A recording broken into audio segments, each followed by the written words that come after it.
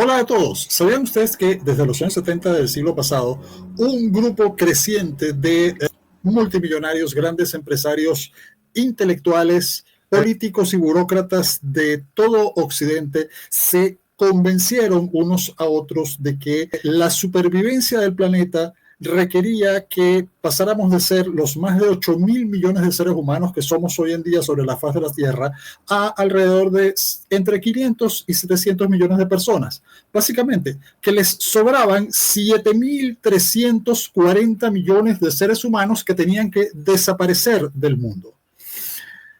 Estas teorías, desarrolladas desde el Club de Roma inicialmente y por toda una serie de organizaciones neomalthusianas ampliamente bien financiadas, han venido combinándose con todas las fuerzas enemigas de Occidente para lanzar una auténtica cultura de la muerte que destruya las bases de la civilización occidental. Pero usted pensará que estoy hablando de una teoría conspirativa, y no es así. Es público, notorio y comunicacional que estas personas han establecido frente a todo el mundo cuáles son sus objetivos y cuáles son los medios de que disponen para lograrlo. Y el principal de ellos es la subversión ideológica, la destrucción de las bases de las naciones, de la economía occidental, de las libertades de la civilización occidental, y para ello se han aliado con todas las fuerzas neomarxistas en el proyecto de destrucción del capitalismo. Y para hablar de esto vamos a tener una entrevista magnífica con la autora de un libro que lo estudia a fondo, Vanessa Kaiser, autora de El progresismo y la cultura de la muerte. Pero antes, no olvide darnos like, suscribirse al canal y, lo más importante, suscribirse a través de nuestro Patreon desde $5 mensuales para recibir toda una amplia gama de beneficios, descuentos, contenidos exclusivos y otra serie de beneficios. Recuerde que el que sigamos haciendo cada vez más y mejores contenidos depende única y exclusivamente de nuestros suscriptores en Patreon. Es de lo único que depende. Vamos entonces con Vanessa Kaiser. Vanessa, ¿y por qué este maravilloso libro en este justo momento? Bueno, porque yo creo que nos queda muy poco tiempo para defender la estructura valórica que subyace a las instituciones de Occidente. Esa estructura valórica se fundamenta en el antes y después de Cristo, ¿no? Tenemos tres aspectos fundamentales que nos distinguen de todas las otras culturas y civilizaciones. El primero, nosotros afirmamos el libre arbitrio. Solo Jesús le dice a sus seguidores: si tú quieres, me sigues. Depende de ti.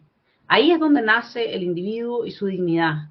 Ahí es donde tú eliges. Sobre la base de esa dignidad es que nosotros tenemos derechos fundamentales que son anteriores al Estado y que los políticos no pueden violar.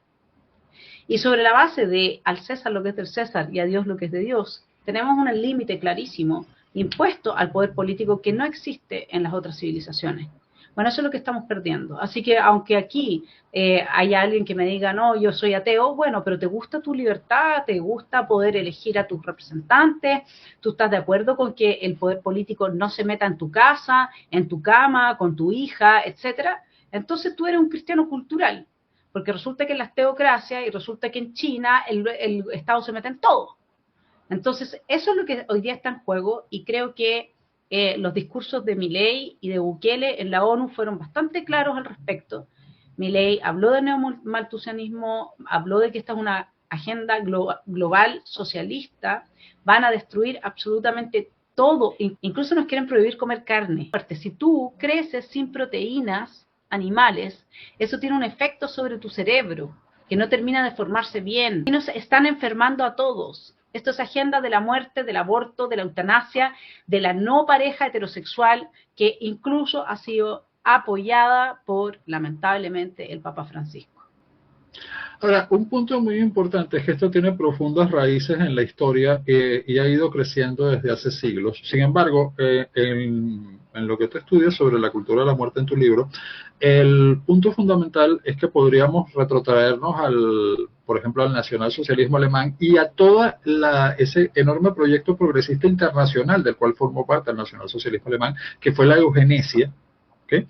La cual posteriormente adquiere muy mala imagen debido a que los nacionalsocialistas perdieron la guerra, pero a lo largo del tiempo ha regresado a través del Club de Roma, a través de todos estos proyectos, a través de la visión neomarxista del mundo tras la caída de la Unión Soviética, y hoy en día estamos más o menos en donde estábamos culturalmente en los años 30, cuando la eugenesia tenía muy buena prensa, y esta eugenesia es todavía más agresiva y más sutil en sus mensajes. ¿Y cómo llegamos a todo esto en el Occidente actual? O sea, en el periodo de mayor prosperidad de la historia de la humanidad, Occidente ha podido autodestruirse desde dentro contra sus valores muy fundamentales que llegaron al éxito, al mayor grado de éxito y libertad de la historia humana. Bueno, el proceso de subversión de Occidente, Occidente ha sido sometido a eso, a un proceso de subversión. Hay una entrevista que yo cito en el libro de Jan Hirsi con Jordan Peterson, donde hablan sobre el tema y no alcanzan a poner los puntos claves de cuáles son las armas que se han usado para avanzar esa subversión, y el por qué es simple. La gente que está financiando esto y que está avanzando esto postula que nosotros tenemos que volver a ser 700 millones de personas. Tenemos que, dice otra entrevista que cito de Jean-Jacques Cousteau, que fue uno de los neomalthusianos más influyentes, uno podría decir, que tienen que morir 350.000 personas diariamente acá. Entonces ya no se trata de cuidar la salud de la gente, al contrario, ojalá seas gordo, por eso es que inventan la gordofobia, por ejemplo, ¿no? Porque así nada te detiene en tu autodestrucción. Ojalá consumas droga. Por eso es que están legalizando las drogas en distintos países y bajando las penas, e incluso tienen bastante alianza estos progresistas con el crimen organizado. Eso lo hemos visto cuando la Corte Penal Interamericana defiende a criminales, claramente. Cuando se promueve un tipo de vida esquizofrénico como el que resulta de la hipersexualización que contiene la educación sexual integral. Eso es un tipo de vida que después no puede tener familia, que no puede hacerse cargo y ser responsable ni de sí mismo ni de hijos. Cuando se promueve la homosexualización de la sociedad, yo no tengo nada contra la vida homosexual, cada uno con lo suyo, digamos, pero cuando tú estás homosexualizando a la gente, cuando tú estás promoviendo esto, pero si piensas tú que la madre tiene un día, el padre tiene un día, el niño tiene un día, y los homosexuales tienen un mes del orgullo. Esto es homosexualización de la sociedad, esto es lo más absurdo. Y claro, y uno dice que todo es absurdo, todo es una locura. Sí, es que eso quieren, que nos volvamos locos, es el proceso de esquizofrenización de la sociedad. Entonces son muchos los dispositivos que nos están poniendo para que nos condicionemos en esta cultura de la muerte a no tener hijos, a no reproducirnos, a reducir en definitiva la población de forma drástica. Esa es la Agenda 2045, esa es la Agenda 2030, que nos muramos de hambre, que pidamos, si estamos enfermos, en vez de recuperarnos, pidamos una hora de eutanasia, como está pasando ahora en los Países Bajos, mueren 50.000 personas, creo que al año, ahí lo cito en el libro, hoy día jóvenes de 28 años, de 25 años son diagnosticados con depresiones que les dicen que son incurables y van y se piden su hora y se suicidan legalmente. En eso estamos.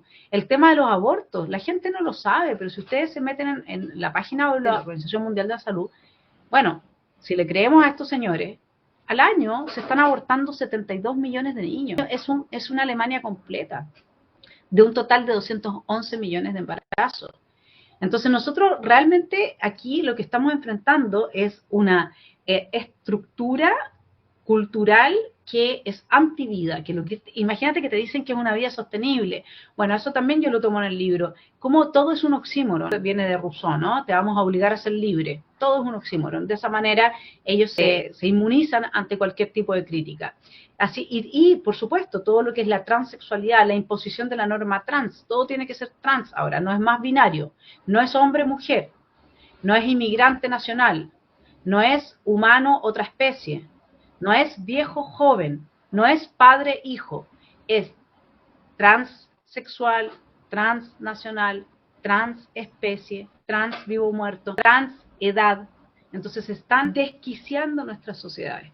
Con la norma trans la desquician. Y lo que yo hago en el libro es denunciar este proyecto que tiene a la base filosófica el libro de Deleuze y Guattari, El Anti-Edipo. Y porque hay una combinación de factores que me parece muy interesante. Tú utilizaste un término que es subversión ideológica. La subversión ideológica es una técnica desarrollada por los servicios de inteligencia del poder soviético para destruir las bases mismas de las naciones enemigas a largo plazo.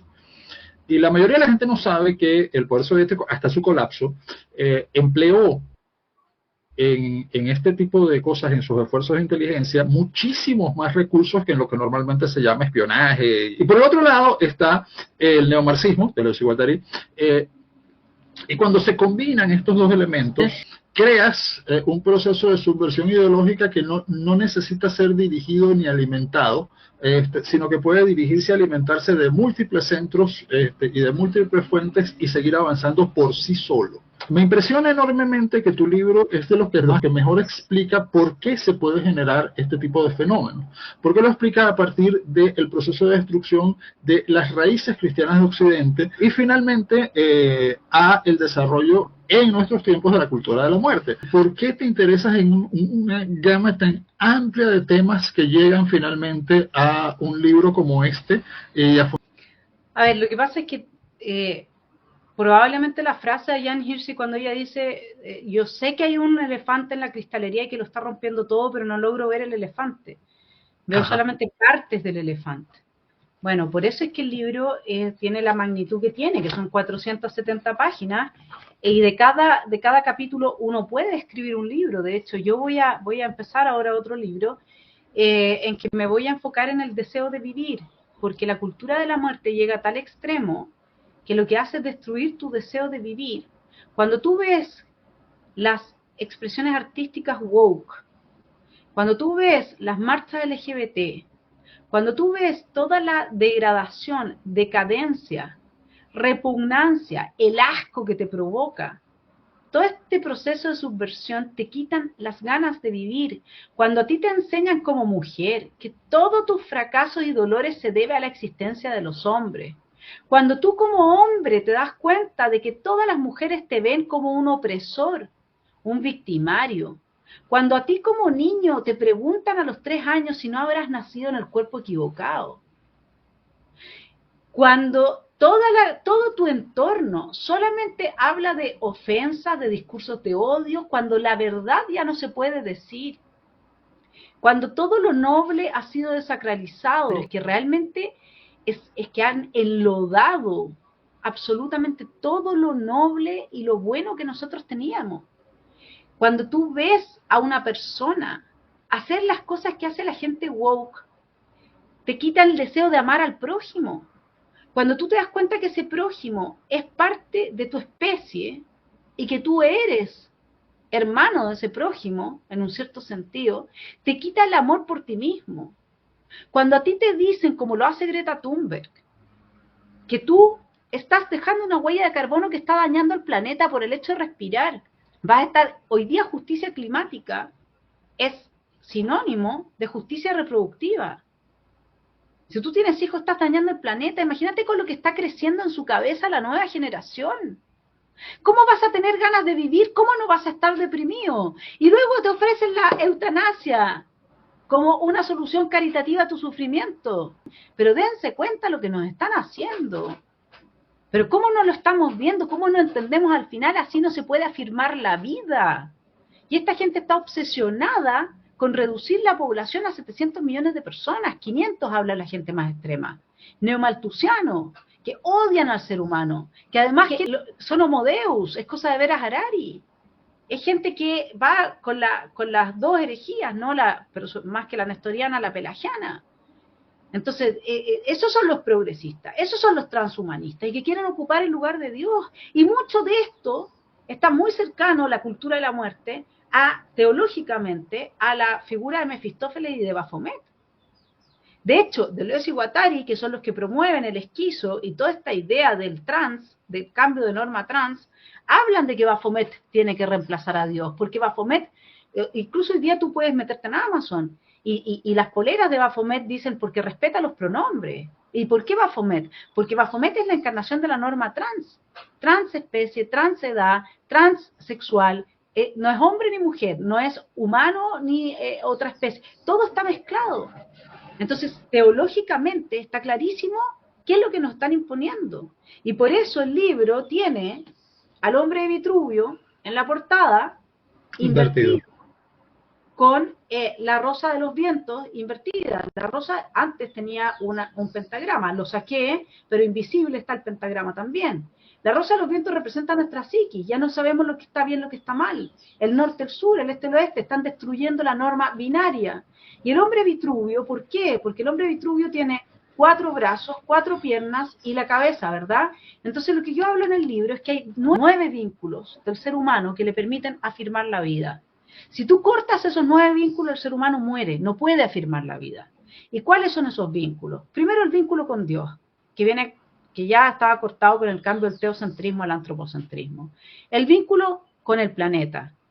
Bueno, es que nosotros somos entonces una plaga, ¿verdad? Nosotros dañamos el planeta. El vínculo con tu especie. Odia al prójimo como a ti mismo. Eso es lo que nos están enseñando, lo están enseñando a las nuevas generaciones. El vínculo con la tradición. Todo lo que es el lenguaje inclusivo es para destruir el vínculo de las nuevas generaciones con la tradición, para que no lean a Shakespeare porque es patriarcal, que no lean a Sócrates, ¿no?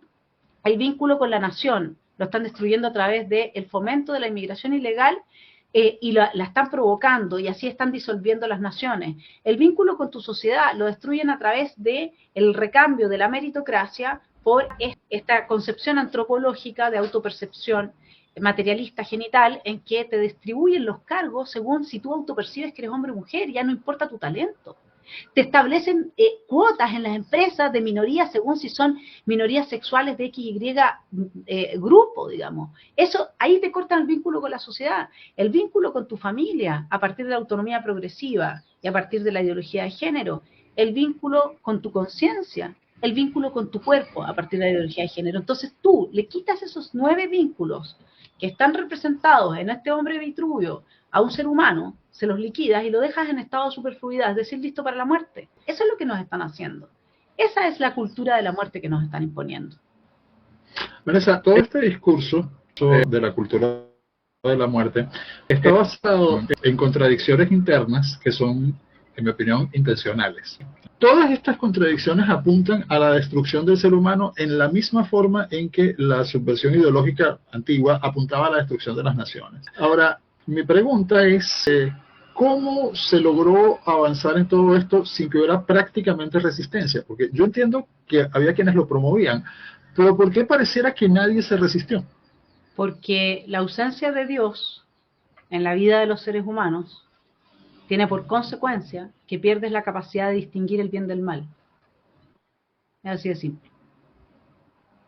Esa es mi respuesta. Puedo profundizar desde muchas aristas, pero tú no entiendes la distinción entre lo sagrado y lo profano. No entiendes la distinción entre el bien y el mal. Si no entiendes la distinción entre el bien y el mal, te pueden avanzar con todas estas políticas y lo hacen de manera contradictoria, diciendo que lo hacen por el bien de la humanidad, y no tienes posibilidad de reaccionar. La gente que se ha dado cuenta de esto desde un comienzo son personas que son profundamente, religiosas, pero religiosas en el sentido no de la dependencia de una determinada iglesia, porque lamentablemente este proceso de subversión ha afectado enormemente a las iglesias protestantes, a la iglesia católica de Occidente. La iglesia católica ortodoxa de Oriente y la griega, o sea, la rusa, la griega, no. Y ellos se han mantenido al margen de los cambios que han antecedido en la Iglesia Católica la posibilidad de que ahora el Papa haya avanzado tanto desde la propia Iglesia Católica la imposición de esta Agenda 2030, que es una agenda anticristiana, es una agenda neomalthusiana, es una agenda de la cultura de la muerte, es una agenda con la que nos van a liquidar, porque lo que están haciendo, y el Papa ha contribuido a esto, así como mucha gente de las iglesias protestantes también, con todo lo que es la homosexualización de la sociedad, con todo lo que es el cambio del antropocentrismo al ecocentrismo, ya no es el ser humano, antes era Dios el centro, con el teocentrismo, luego fue el ser humano, el antropocentrismo, yo lo explico todo esto en el libro, explico cómo todo esto solo podía acabar en la peor de las situaciones, y finalmente el ecocentrismo, en el que la criatura está al servicio de la, comillas, creación. Y cuando tú estableces como fundamento el ecocentrismo y avanzas a un nuevo orden mundial, que es sobre la base de una ideología totalitaria que tiene 2 puntas, La ecocéntrica, la ideología del cambio climático y la ideología de género. Cuando tú haces eso, tú estás frente al proyecto político de exterminio, por eso yo hablo de una teología del exterminio, más radical que haya inventado el ser humano en su historia. Porque si tú lo piensas, el proyecto político del marxismo era antropocéntrico, tenía al centro el bienestar del ser humano, al menos en la utopía.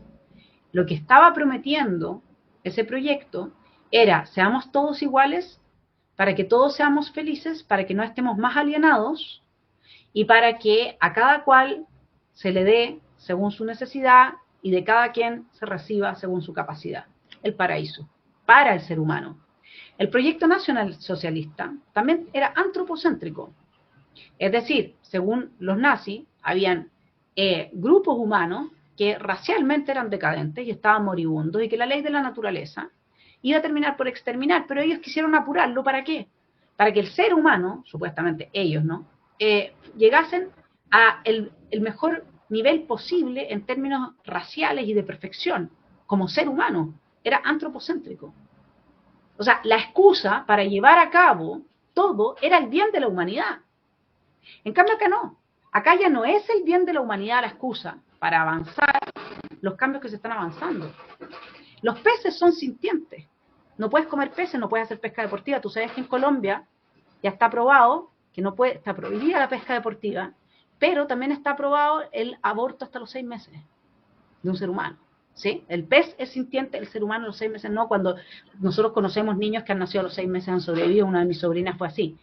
Esto que se está haciendo, de poner al centro el medio ambiente, sobre la base de una ridícula teoría de cambio climático, que al principio era calentamiento global, que ahora tuvieron que cambiarlo, que todo lo que han predicho hace el resultado ser absolutamente falso. Bueno, esto nunca nos había pasado. Siempre se había establecido que era en pos del bien del ser humano. Ahora te dicen que tu vida tiene que ser sostenible, entre comillas, para que tú no dañes al planeta teniendo hijos, dejando una huella de carbono alta porque tienes alto nivel de consumo, no tienes que comer carne, pero es porque si en el lugar del ser humano ahora han puesto un planeta que supuestamente nunca ha tenido cambios climáticos, nunca ha tenido mayores temperaturas, lo cual es evidentemente un absurdo. Y sobre la base de eso nos están destruyendo a todos nosotros y las cabecitas de las nuevas generaciones. Imagínate si a mis hijos les decían en el colegio que en 2050 no va a haber planeta. ¿Qué incentivo tienes para estudiar, para autoperfeccionarte, para desarrollar tus talentos? Nuestra generación ya comenzaban a decirlo y hemos vivido para las épocas en que nuestras maestras de primaria nos dijeron que se iba a acabar el mundo. Y no se acabó. Pero no es que yo discrepe de lo que me dices acerca de que esto es único, porque sí lo es, sino que encuentro que hay antecedentes en la ideología del nacionalsocialismo alemán. Es decir, yo no creo que el nacionalsocialismo alemán fuera realmente antropocéntrico. Y había muchos elementos que anticipaban este tipo de ecologismo en la ideología nacionalsocialista. Lo que pasa es que los nacionalsocialistas no podían vender eso tan abiertamente en aquel momento. Lo que nos importa, Guillermo, no es si acá, por ejemplo, Rockefeller, el señor Soros, el señor Bill Gates, etcétera, son, por ejemplo, miembros de la iglesia satánica. A nosotros no nos importa eso por un motivo muy simple. Porque suponte tú que lo fueran, suponte tú también que las élites nazis hayan sido egocéntricas. No es eso lo que vendieron. Si tú estás hablando de una batalla cultural, porque es distinto si tú te vas al trasfondo y entonces empiezas a investigar el trasfondo de lo que mueve a esta gente, ¿sí? Ellos son neomalthusianos y eso lo dicen, somos demasiados en el planeta y eso viene diciéndose en la ONU hace mucho rato, digamos, ¿no? Eso, nadie me puede acusar de conspiranoica por eso. Ahora, luego, hacia el final del libro, hay una conexión entre, como bien dije yo, Baphomet y Mefistófeles y este proyecto. Y efectivamente, este proyecto tiene antecedentes, lógicamente, históricos, así es. Pero lo que nosotros estamos viendo ahora a nivel de propaganda, que es lo que mueve a la gente, que es que a ti te inventan una teoría según la cual, producto del CO2, imagínate que Chile tiene aporta un 0,26% del total de CO2 que el ser humano aporta al mundo. Y en Chile se está haciendo un cambio de la matriz energética destruyendo todo el aparato productivo. Un 0,26%. Pero todo el mundo dice, sí, tenemos que contribuir porque se va a acabar el planeta. ¿Se entiende? Entonces su objetivo es contribuir a la batalla cultural, diciéndole a esa gente, oye, reacciona, esto no puede estar siendo cierto, los chinos no están haciendo ningún cambio, los indios no están haciendo ningún cambio, los japoneses no están haciendo ningún... Entiende, o sea, esto es la destrucción del aparato productivo de nuestro país con fines que tienen, por un lado, esta obsesión neomalthusiana y por otro lado, la obsesión marxista de destruir el capitalismo. Entonces se juntaron acá y a eso súmale todo el crimen organizado, que cuando hay que hacer revueltas y desestabilizar gobiernos de derecha, hacen lo que pasó en Chile el 18 de octubre, que pasó en Ecuador, que pasó en Colombia, que pasó en todas partes, ¿no? Entonces son una casta de políticos de mezcla. ¿Tú sabes que Guille, que en su libro sobre la violencia, que lo cito en mi libro, nos cuenta que los de Foro de Davos, que él habla de Porto Davos, Porto Alegre y Foro de Davos, ¿no? Dicen de sí mismos que ellos son comunistas liberales. Es que no es tan oxímoron, porque eso es lo que sucede cuando tú tienes una visión materialista de la vida, digamos. Al final coinciden estamos hablando de los señores de Porto Davos, no estamos hablando de los que podrían eventualmente participar de movimientos de carácter religioso, antivida, anticristiano, etcétera. Estamos hablando del común de la gente. Entonces, por eso yo pongo el énfasis ahí, porque tú tienes razón. Efectivamente, podríamos irnos con los nazis a ver de fondo qué es lo que pretendían y encontrar raíces muy potentes ahí. Porque de hecho es bastante ecologista y ellos se instalaron en esta idea darwinista, comilla, ¿no? Muy mal pensada, así como también tomaron muy mal a Nietzsche, etcétera. Usaron todo para avanzar su política de exterminio. Pero la venta del cuento era antropocéntrica. Esto es para que nosotros le vamos a ayudar a la naturaleza. Y así el ser humano va a llegar a su mejor versión posible. Y ahí tomaron el Übermensch de Nietzsche, que no tiene nada que ver con la versión colectivista de un ser humano que no es capaz de pensar por sí mismo y que está absolutamente castrado por un régimen totalitario. El tema es que lo que trato yo de hacer en mi libro es de denunciar toda esta farsa. Luego, quienes están muy detrás, imbricados en esta ideología neomalthusiana y están muy comprometidos con ella. Entonces, hasta ahí todo lector lo entiende. El paso que hay desde el neomalthusianismo al anticristianismo y al satanismo también se da fácilmente, ¿no? Porque no requieres de mucha inteligencia para darte cuenta que van a destruir a la humanidad con esto. Vanessa, hay una pregunta importante para ir cerrando. Las élites que pretenden que van a reducir a 700 millones o menos la humanidad están influyendo únicamente sobre Occidente. Los chinos más bien tienen un problema de reducción poblacional que están desesperadamente tratando de atender por medios totalitarios, como lo crearon por medios totalitarios. En la India la población está creciendo y nadie políticamente va a intentar hacer nada para impedirlo, detenerlo. En Japón no están comprando la ideología woke, pero ni siquiera en sus elementos culturales más superficiales. El mundo musulmán tampoco.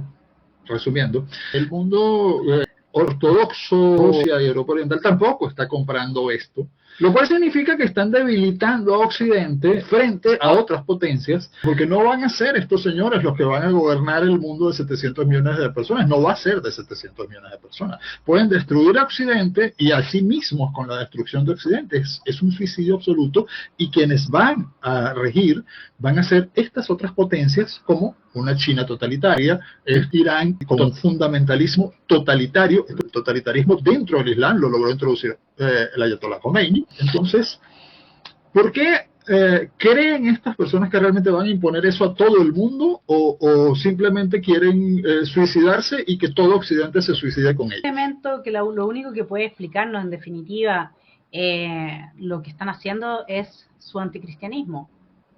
Porque si tú te das cuenta, lo que acabas de narrar es tal cual.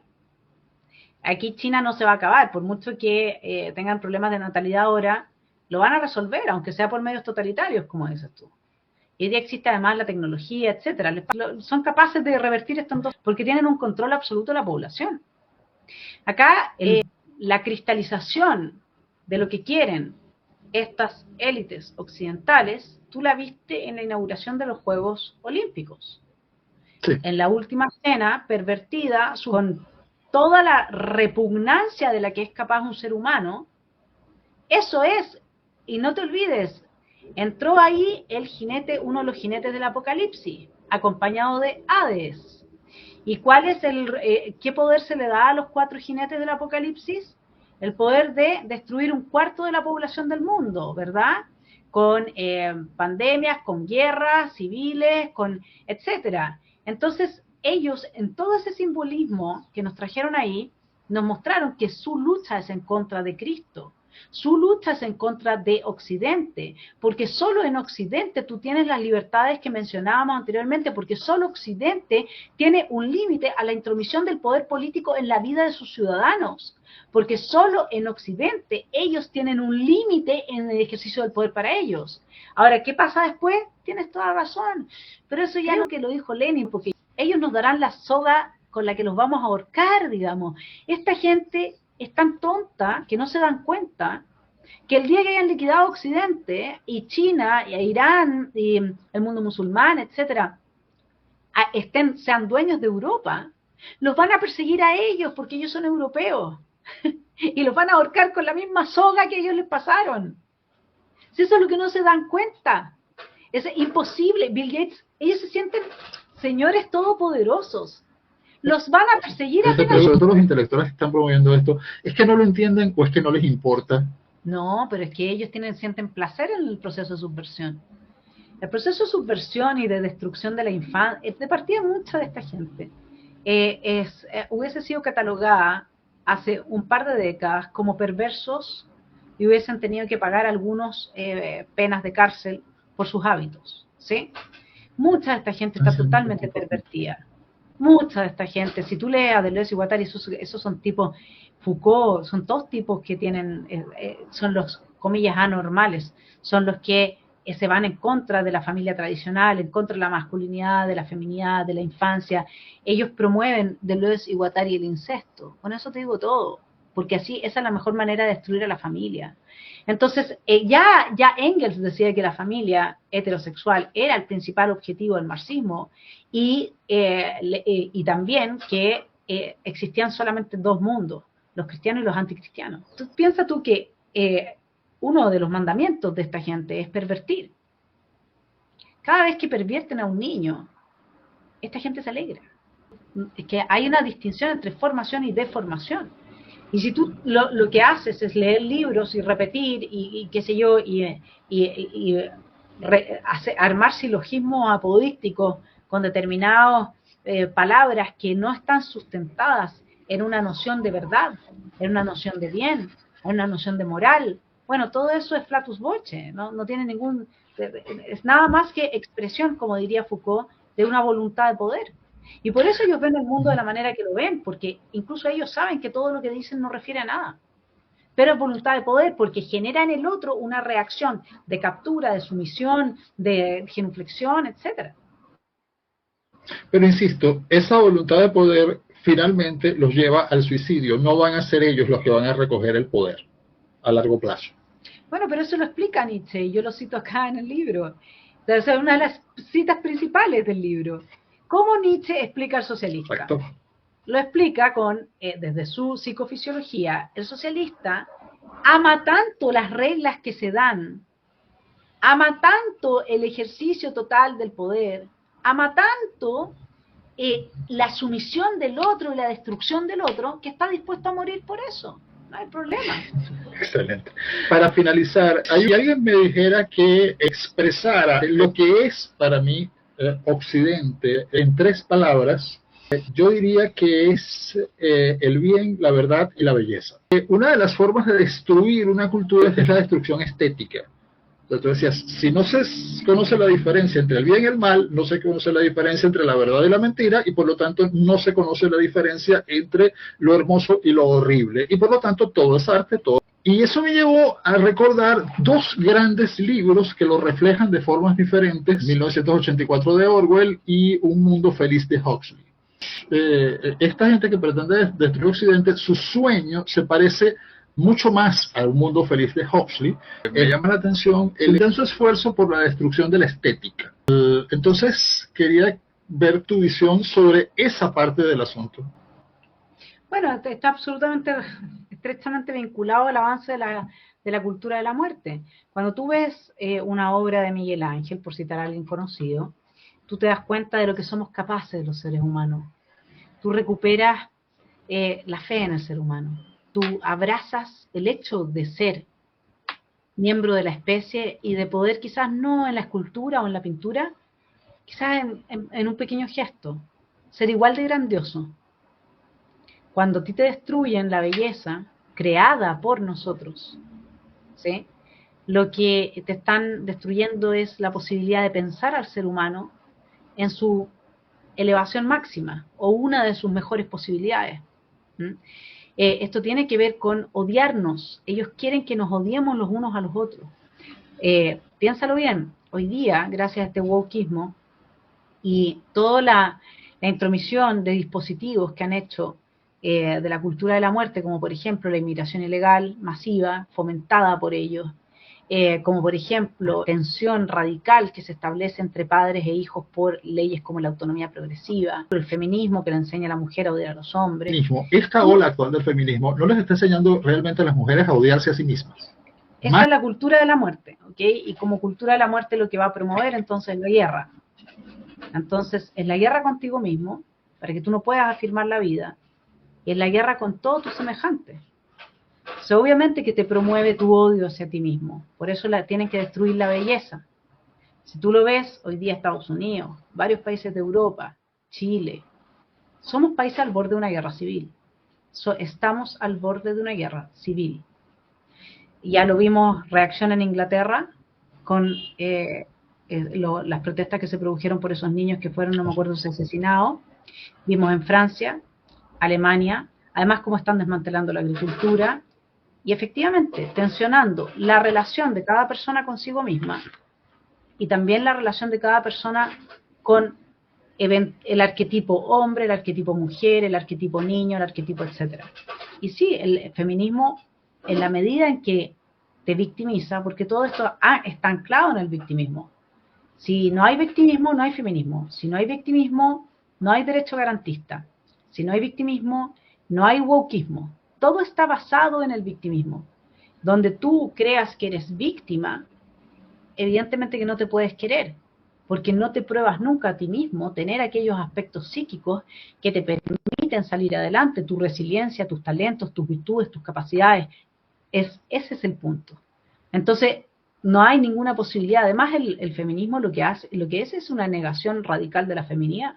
Ninguna mujer que haya desarrollado sus aspectos de mujer, no los que pueda compartir eventualmente en un neutro con hombres, como podría ser la razón, pero ninguna mujer que haya desarrollado su feminidad puede ser feminista, porque de partida lo que va a hacer instintivamente es proteger a los niños, instintivamente va a buscar la forma para ser madre, va a cuidar a sus padres. Todo eso es visto como manifestación de la opresión del patriarcado por una feminista. Sí. Vanessa, para concluir, mi gran pregunta es, se ve ciertos niveles de éxito en ciertos rechazos a esto. Yo podría mencionar a Javier Milei en Argentina, a Bukele en El Salvador, la victoria electoral de Trump y otra serie de cosas. Entonces, ¿puede Occidente reconstruir sus bases ideológicas y salvarse? ¿O simplemente no hay esperanza para Occidente? A ver, esta es una lucha espiritual que no se gana sin Dios y por lo tanto Dios es el que tiene la última palabra.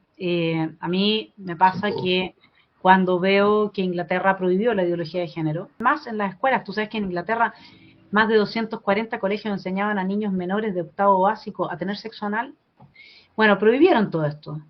Ya, o sea, eso quiere decir que las generaciones que se vieron expuestas a esta hipersexualización probablemente sean irrecuperables, pero las nuevas generaciones van a ser recuperables. Pero ¿sabes cuál es el problema de todo esto? Y también lo veo en la campaña de Trump, y por eso escribí este libro, que no entienden qué es lo que están haciendo. No entienden qué es lo que están prohibiendo. Trump dice, nosotros vamos a poner fin a esta locura, this madness. Sí, pero no está entendiendo qué es lo que hay detrás de esta locura. Ese es mi punto. Nosotros no nos vamos a poder reponer de este ataque de las élites occidentales de esta captura que las élites occidentales han hecho de las universidades, ahora de las empresas y de la cultura, si es que no entendemos bien qué es lo que están haciendo y cómo lo están haciendo y por qué lo están haciendo.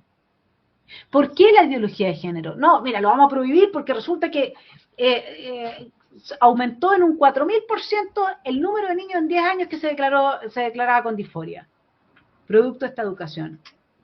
Ya, pero ¿de dónde? ¿Cómo nos hacen la pregunta de dónde salió esta educación? ¿Y por qué se impuso esta educación?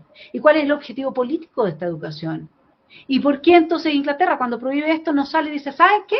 Nosotros lo prohibimos porque esto y los objetivos que tiene esta ideología es hacernos esto, y ahí tú puedes realmente dar la batalla política y decir, esto no es porque hay niños con disforia, esto es porque usted, señor, tiene estos objetivos políticos. Y eso, por ahora, yo creo que todavía falta mucho trabajo. Hay personas como Agustín Laje, que también escribió un libro sobre el globalismo, que yo estoy leyendo, muy bueno, y tenemos que avanzar en que se haga consciente. Me parece que el más consciente de los líderes políticos hoy día, justamente porque está asesorado por Agustín, es Javier Milei, y mientras hayan personas que vayan reaccionando y que vayan al mismo tiempo siendo caja de resonancia de lo que hemos descubierto, quienes nos hemos dedicado a investigar este nuevo orden mundial, a sus promotores y la cultura de la muerte, entonces vamos a tener más esperanza de salvar a Occidente. Pero si creemos que acá esto lo vamos a poder esconder debajo de la alfombra, como lo hizo Inglaterra con la ideología de género, y seguir para adelante sin hacernos cargo de por qué nos impusieron esto, no vamos a poder dar la batalla. Por eso es tan importante y por eso este libro tenía que salir ahora, siendo mi contribución a una lucha que estamos dando mucho, mi estimado Guillermo. En el Reino Unido, Vanessa, se prohíbe la ideología de género, pero también pueden enviarte a prisión por rezar en una calle donde está prohibido rezar porque hay un centro abortista.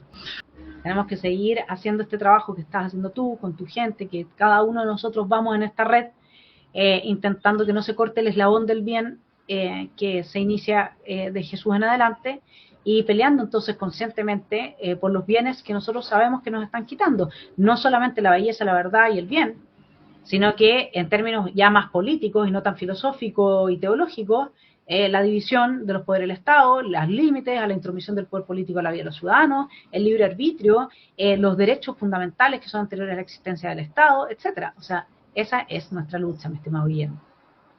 Muchísimas gracias, Vanessa. Y eso fue Autores y Textos en Contexto, entrevistando a Vanessa Kaiser, autora de El progresismo y la cultura de la muerte, un libro revelador y extraordinario que puede usted adquirir en Busca Libre o en Amazon.